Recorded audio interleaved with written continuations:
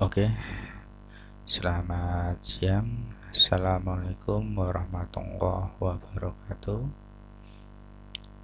Untuk pertemuan kali ini kita akan masuk materi yaitu kasus penyakit menular.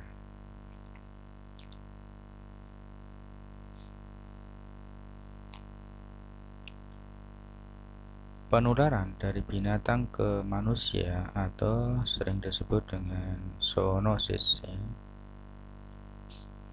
Penyakit yang dapat menular langsung dari binatang ke orang atau ke manusia.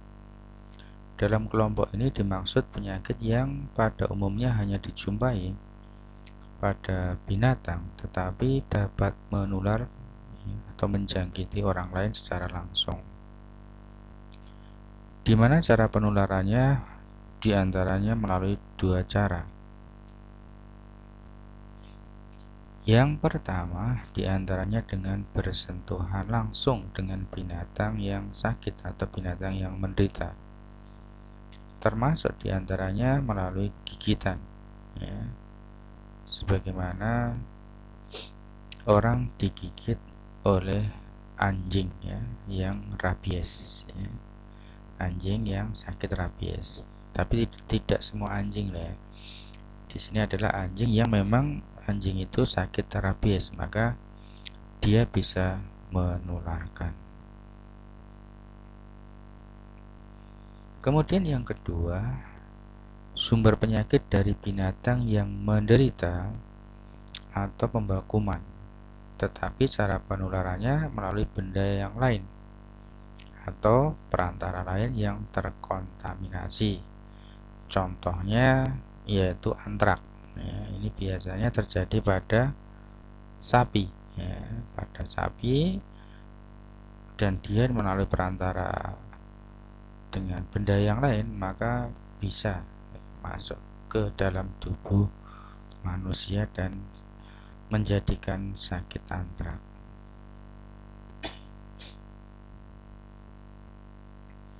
Kemudian berikutnya penularan melalui udara atau sering disebut dengan airborne disease. Cara penularan yang terjadi tanpa kontak dengan penderita maupun dengan benda yang terkontaminasi, ya. Karena di sini perantaranya sebagai udara. Sebagian besar penularan melalui udara dapat pula menular melalui kontak langsung. Namun, tidak jarang penyakit yang sebagian besar penularannya adalah karena menghisap atau menghirup udara yang mengandung unsur penyebab atau mikroorganisme patogen atau agent penyakit.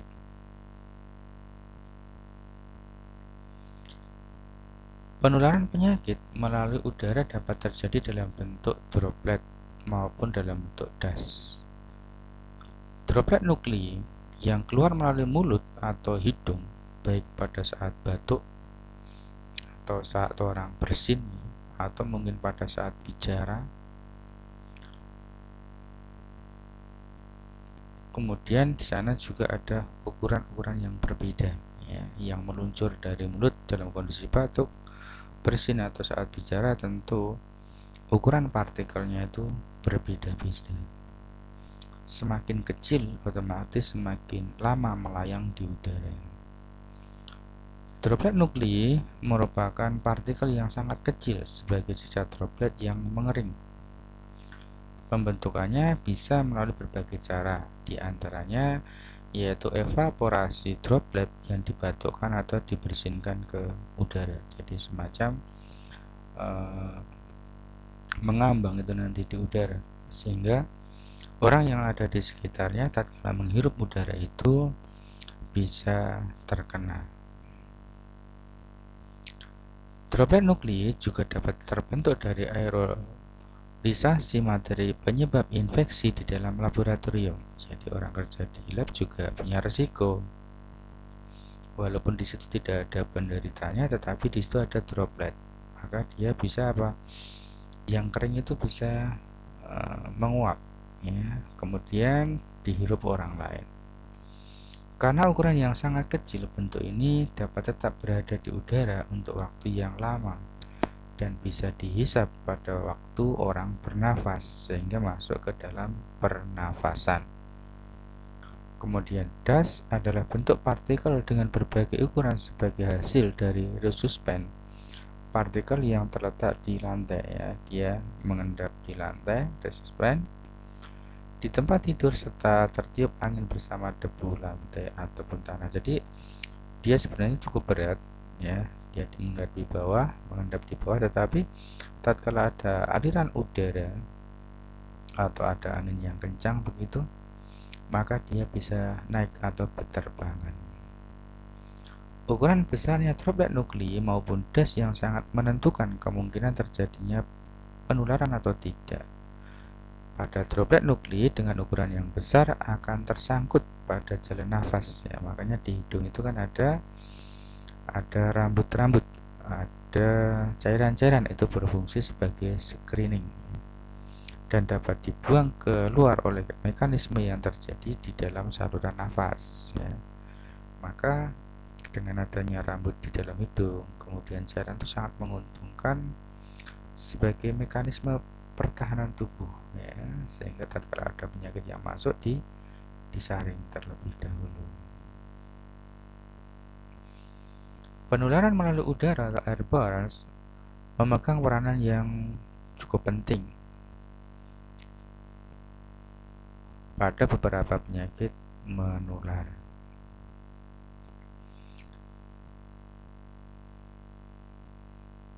Umpamanya, batuk dari seseorang penderita penyakit TBC atau tuberkulosis, maka di sana menghasilkan droplet yang dapat berpindah kepada orang lain yang rentan. Orang yang rentan atau seorang penjamu yang potensi di dalam jarak yang dekat, biasanya kurang dari 1 meter, sehingga dapat bersifat penularan kontak secara langsung. Namun demikian, droplet tersebut mungkin jatuh ke lantai dalam bentuk droplet nuklei dan kemudian terhidup orang lain bersama debu dan terjadilah penularan. Jadi walaupun sudah di bawah belum tentu aman ya, kalau ada dia nanti terbawa angin ya, kemudian orang ada di sekitarnya menghirup udara tersebut, maka masih memungkinkan ya, seseorang tertular. Dari kedua bentuk tersebut di atas diperkirakan TBC dapat menular di masyarakat ya, dan memang termasuk kasus 10 besar penyakit di Indonesia ya, sampai sekarang memang sulit diatasi ya, karena mudahnya dia menular kepada orang lain. Perbedaan antara penyebaran langsung dengan penyebaran melalui udara sangat penting, artinya dalam usaha penanggulangan penyakit ya, jadi pemahaman di sini sangat penting. Bagaimana nanti tindakan-tindakan preventif yang bisa dilakukan dalam hal penyakit ditularkan secara langsung atau kontak secara langsung, maka usaha penanggulangannya tergantung pada ketepatan penanganan sumber penular ya. Siapa yang membawa, lah itulah penanganannya. Kemudian penanganannya harus diarahkan pada upaya menghilangkan semua sumber penularan yang ada, umpamanya pengobatan penderita. Maka harusnya seorang penderita contohnya TBC itu tidak terlalu banyak berhubungan dengan masyarakat luar. Kalaupun dia keluar ya dia harus memakai misalkan masker gitu ya, sehingga nanti kalau batuk ataupun bersin tidak mengeluarkan droplet nuklei yang banyak keluar. Atau usaha lain mencegah proses penularan. Sedangkan untuk penyakit yang penularannya melalui udara, peranan konstruksi bangunan terutama ventilasi dan pertukaran udara itu sangat penting ya. Makanya penting ya, misalkan kita di gedung, di rumah, di kantor ataupun dimanapun, apalagi sekarang adanya pandemi COVID misalkan, maka peran daripada ventilasi itu sangat penting ya, sangat penting. Bahkan rumah antara adanya ventilasi dan AC, maka sekarang itu lebih penting ventilasi. Justru kalau AC itu bakteri ataupun virus itu nggak keluar, tetapi dia bertahan di situ ya. Maka penting dengan adanya ventilasi, kalau bisa silang, misalkan udara masuk dari selatan keluar ke utara, Kalau udara masuk dari utara, dia keluar ke selatan, itu namanya ventilasi silang ya. Maka udara selalu segar di dalam ruangan. Kedua bentuk penularan melalui udara hanya mungkin pada unsur penyebab penyakit yang mempunyai daya tahan yang kuat terhadap lingkungan dan kekeringan, seperti pada Bacillus TBC, kemudian virus smallpox, Streptococcus, dan yang lainnya. Penularan melalui udara pada umumnya terjadi di dalam ruangan yang tertutup, seperti pada gedung, rumah sakit, ataupun pada lab. Jadi, gedung atau ruangan yang tertutup itu berbahaya, atau airlock, udara yang terkunci itu sangat berbahaya. Tidak hanya TBC, bahkan sekarang adanya COVID itu sangat berbahaya.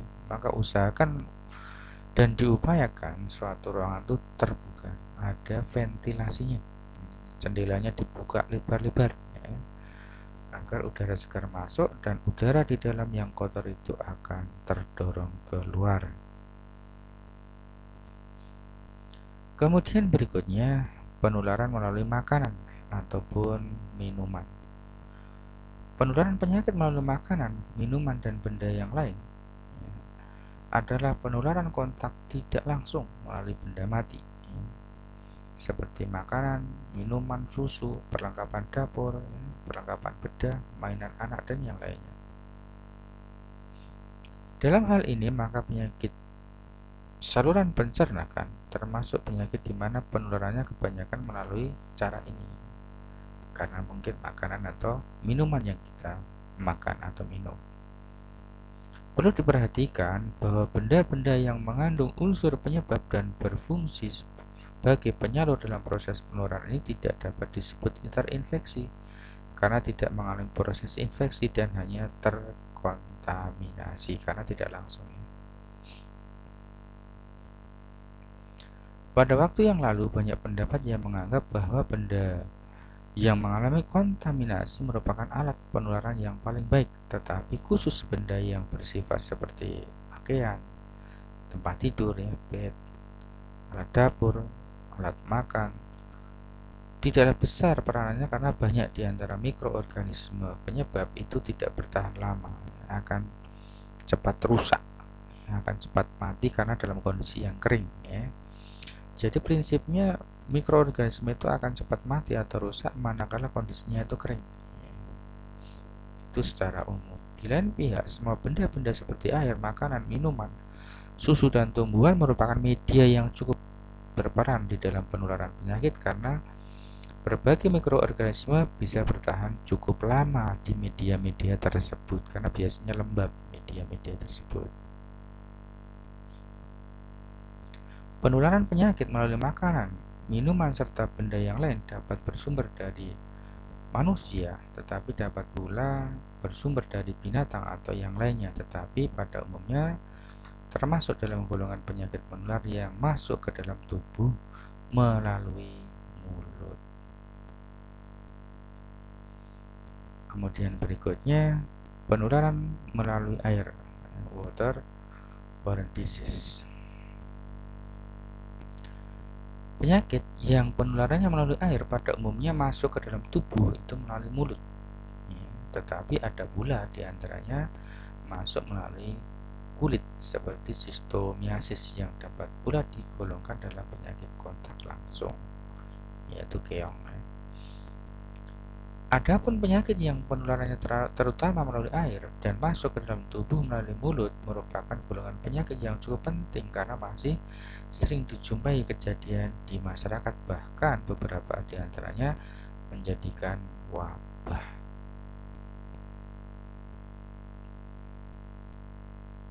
Sebagaimana adanya diare.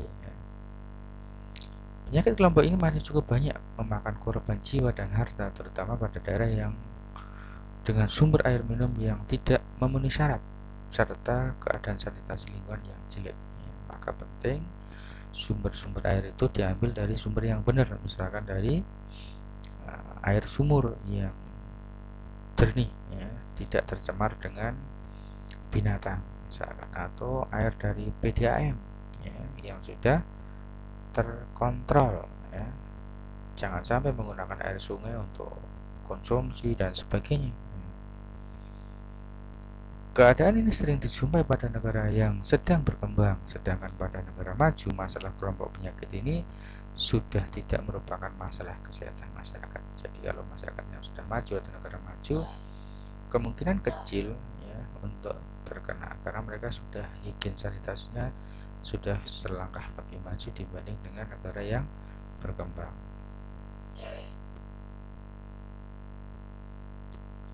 Beberapa penyakit utama yang termasuk di dalam kelompok ini antara lain adalah kolera dan parakolera, tifus, abdominalis, disentri amoeba, dan basiler. Infeksi hepatitis, beberapa jenis infeksi virus yang lainnya. Kemudian penularan melalui makanan atau foodborne disease.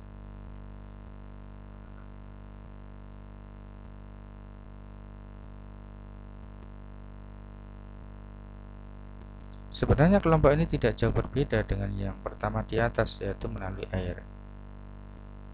Hanya ada di antaranya yang secara langsung berada dalam zat makanan atau unsur makanan yang dimakan.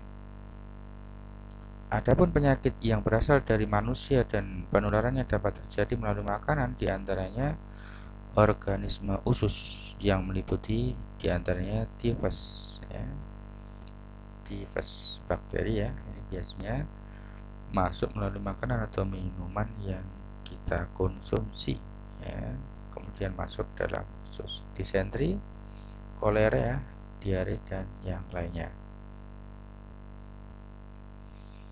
Organisme yang masuk ke dalam makanan melalui droplet nukleus seperti pada penyakit TBC dan Streptococcus.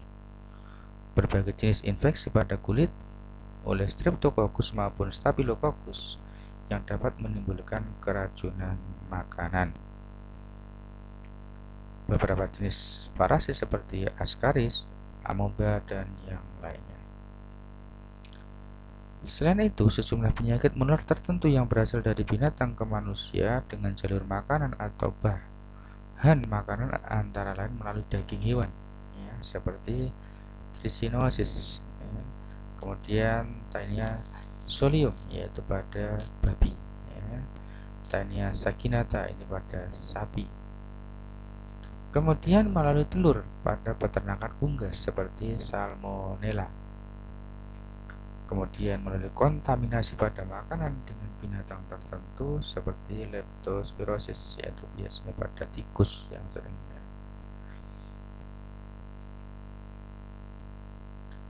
Kemudian penularan melalui susu.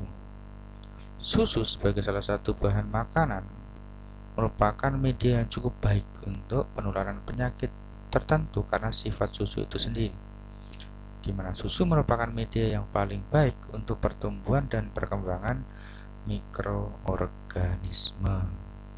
Juga susu sering diminum dalam kondisi segar tanpa dimasak atau dipasteurisasi. Kalau dipasteurisasi itu dipanaskan dengan suhu kurang lebih 70 derajat ya, berulang. Kalau sampai 100 nanti bakterinya mati, karena dengan pasteurisasi itu dimaksudkan bakteri yang menguntungkan masih hidup. Tapi kalau dikonsumsi langsung, memang kalau itu tercemar, itu bisa terkena penyakit. Sedangkan susu yang mengalami kontaminasi oleh bakteri tidak memperlihatkan tanda tertentu ataupun gejala yang berbahaya. Jadi kalau susu itu tercemar kan nggak kelihatan. Juga mengingat bahwa susu merupakan minuman bagi bayi dan anak usia muda yang walaupun umumnya memiliki tingkat resisten yang paling rendah, ya, masih rendah. Cukup banyak jenis penyakit yang dapat ditularkan melalui media susu, walaupun berbagai penyakit tersebut penularannya dapat melalui cara yang lain, mungkin lebih sering. Penyakit yang berasal dari manusia dan dapat menular melalui susu meliputi penyakit kelompok droplet nuklei, kelompok penyakit menular melalui makanan dan minuman seperti TBC, difteri, dan yang lainnya.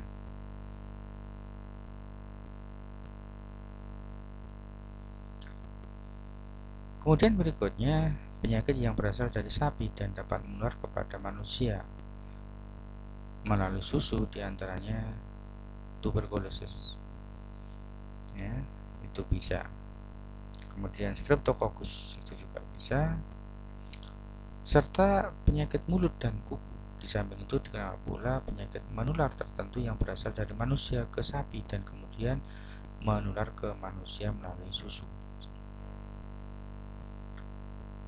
Melihat berbagai bentuk penularan melalui makanan dan minuman yang cukup banyak jenis penyakit menular, maka bentuk penularan ini sangat penting dalam usaha pencegahan dan penanggulangan serta erat hubungannya dengan keadaan sanitasi lingkungan maupun higien personal. Jadi penting di sini menjaga higien personal, misalkan mandi, ya, kemudian gosok gigi, keramas dan sebagainya, itu bagian daripada higien sanitasi.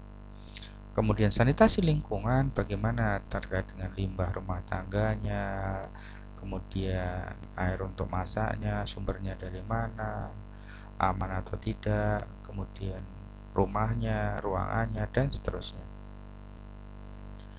Kemudian penularan melalui vektor, vector-borne disease. Perkataan vektor berasal dari bahasa Latin yang berarti si pembawa. Vektor itu sebenarnya hanya membawa. Dia sendiri tidak sakit, dia hanya membawa. Pengertian vektor yang sebenarnya ialah golongan arthropoda atau binatang yang tidak bertulang belakang, yang mana dia bisa memindahkan penyakit dari satu sumber ke pejamu yang potensial. Seperti Pak Pos, begitu ya bahasa kasarannya. Dalam hal ini, maka vektor mungkin hanya membawa unsur penyebab secara mekanik dengan cara menempatkan mikroorganisme penyebab pada kaki atau bagian badan lainnya seperti lalat misalkan. Ya, dia hinggap di kotoran yang terkena bakteri, dia terbang pada nasi atau makanan, ya, kemudian makanan dimakan manusia atau minuman diminum manusia, maka dia terkena penyakit tersebut. Ya, jadi vektor hanya perantara, sehingga unsur penyebab tidak mengalami perubahan selama berada pada vektor. Di samping itu, yang sangat penting adalah keadaan di mana vektor membawa unsur penyebab secara biologi, di mana unsur penyebab tadi mengalami perubahan atau berkembang biak dalam tubuh vektor sebelum dipindahkan ke pejamu yang potensi. Pada penularan penyakit melalui vektor secara mekanik, maka unsur penyebab penyakit yang mungkin berasal dari tinja, urin maupun sputum penderita hanya melekat pada bagian tubuh vektor, ya, dan kemudian dipindahkan pada makanan atau minuman saat dia hinggap, ya, pada makanan tersebut, seperti tadi kita contohkan, yaitu pada lalat misalkan seperti itu. Yang sangat menarik adalah penularan penyakit melalui vektor secara biologi, karena unsur penyebab harus masuk ke dalam tubuh vektor melalui gigitan ataupun melalui keturunannya. Selama dalam tubuh vektor, unsur penyebab berkembang biak atau hanya mengalami perubahan morfologi sampai pada akhirnya menjadi bentuk yang infektif terhadap pejamu potensial. Keadaan unsur penyebab dalam tubuh vektor dipengaruhi oleh hubungan terhadap vektor dengan unsur penyebab serta pengaruh lingkungan terhadap vektor maupun terhadap unsur penyebab itu sendiri. Selanjutnya, mencapai bentuk infektif, ya, unsur penyebab penyakit keluar dari vektor melalui gigitan, tinja ataupun cara lain berpindah ke pejamu yang potensial sehingga terjadi penularan penyakit. Penyakit menular yang mana penularannya melalui vektor diantaranya nyamuk, ya, misalkan pada penyakit malaria, kemudian filaria, ya. Jadi nyamuk itu jenisnya banyak, ada nyamuk namanya culet, ada nyamuk adanya Aedes, ada nyamuk malaria dan seterusnya. Maka masing-masing tadi membawa penyakit yang berbeda. Seperti nyamuk culet, maka dia membawa filaria. Kemudian Aedes membawa demam berdarah dan seterusnya. Kemudian vektor kutu, lus, antara lain epidemic typhus fever, ya, demam tipes. Kemudian vektor kutu fly pada penyakit pes, ya. Kemudian vektor kutu mid yaitu pada scrub typhus. Vektor kutu jenis tick antara lain yaitu spotted leaf fever. Kemudian penyakit oleh serangga yang lainnya seperti sunfly fever, leishmaniasis dan seterusnya. Demikian materi yang bisa kita sampaikan di siang hari ini. Kurang dan lebihnya mohon maaf. Terima kasih. Nanti kalau ada pertanyaan kita lanjutkan diskusi di grup. Selamat siang. Assalamualaikum warahmatullahi wabarakatuh.